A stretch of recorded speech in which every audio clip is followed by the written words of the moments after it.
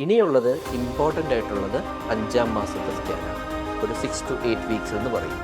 അതിലാണ് നമ്മൾ പ്രഗ്നൻസി എവിടെയാണ്, എങ്ങനെയാണ്, കുട്ടിക്ക് അത്യാവശ്യം വെയിറ്റ് ഉണ്ടോ, കുട്ടിയുടെ പൊസിഷൻ എങ്ങനെയാണ്, വെള്ളത്തിൻ്റെ അളവ് എങ്ങനെയാണ്.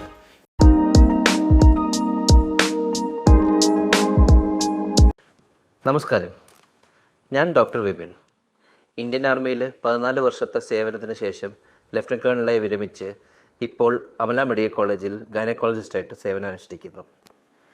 സാധാരണ ആളുകൾക്കുള്ള ഒരു ഡൗട്ടാണ് ഗർഭധാരണ സമയത്ത് അറിഞ്ഞിരിക്കേണ്ട കാര്യങ്ങൾ എന്തൊക്കെയാണെന്ന്. ഒരുപാട് കാര്യങ്ങളുണ്ട്, പക്ഷേ അതിൽ ഏറ്റവും കൂടുതൽ ഇമ്പോർട്ടൻ്റ് ആയിട്ട് അറിയേണ്ട ഒരു കാര്യം, നമ്മൾ ഗർഭധാരണത്തിന് മുമ്പ് തൊട്ട് തന്നെ കാര്യങ്ങൾ നോക്കി തുടങ്ങേണ്ടതാണ്.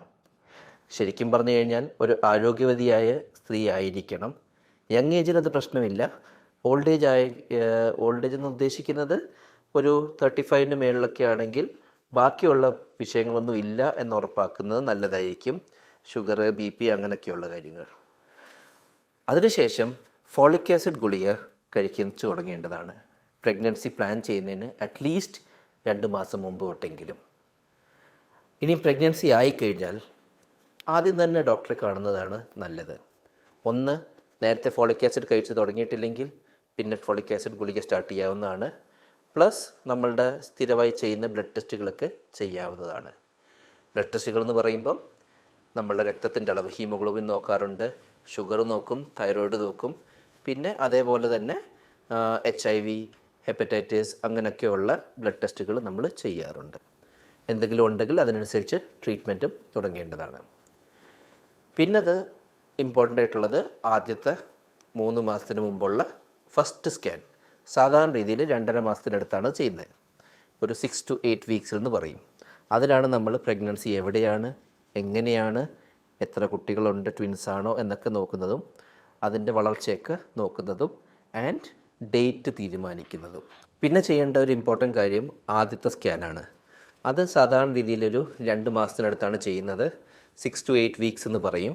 അപ്പോൾ നമ്മൾ പ്രഗ്നൻസി എവിടെയാണ്, എത്ര കുട്ടികളുണ്ട്, ട്വിൻസോ അങ്ങനെ വല്ലതും ആണോ എന്നറിയാനായിട്ടും കുട്ടിയുടെ വളർച്ച, ഡേറ്റിംഗ് എന്ന് പറയുന്ന കാര്യം തീരുമാനിക്കുന്നതും അപ്പോഴാണ്.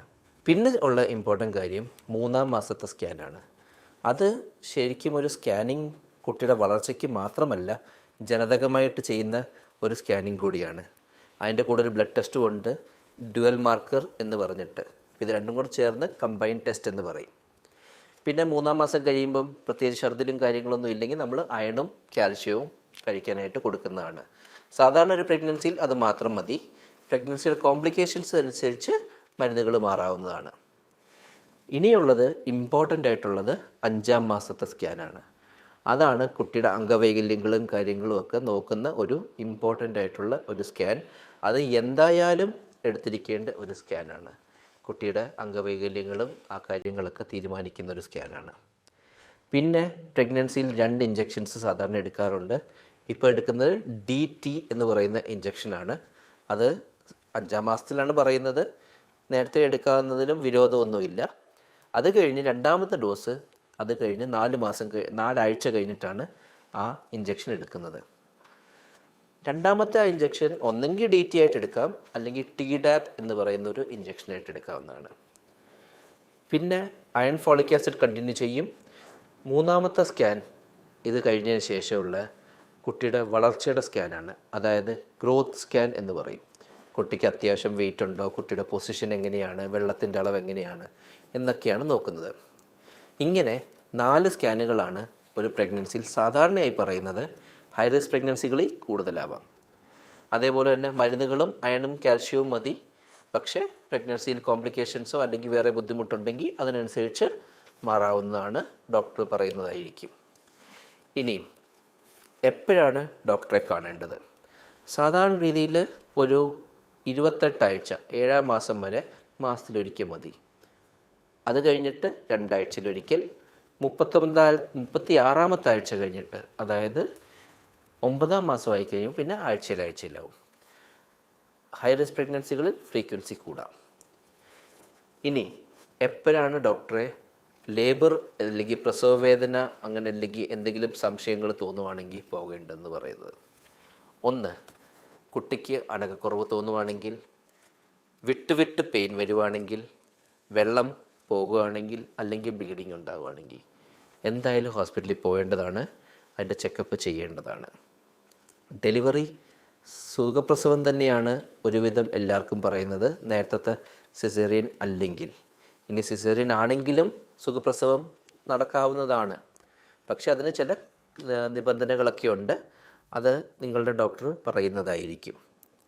എന്തെങ്കിലും ഒരു കോംപ്ലിക്കേഷൻസ് ഉണ്ടാവുകയാണെങ്കിലാണ് നമ്മൾ സിസേറിയനായിട്ട് ചെയ്യുന്നത്. അല്ലെങ്കിൽ സുഖപ്രസവം തന്നെയാണ് എല്ലാവർക്കും ശ്രമിക്കുന്നത്. ഡെലിവറി കഴിഞ്ഞാൽ കുഞ്ഞിൻ്റെ കാര്യം കൂടെ നോക്കണം, സ്വന്തം കാര്യവും നോക്കണം. ഒരു സെൽഫ് ഹൈജീൻ നല്ലപോലെ നോക്കുക. കുട്ടിക്ക് ഇരുന്ന് കംഫർട്ടബിളായിട്ട് പാല് കൊടുക്കുക.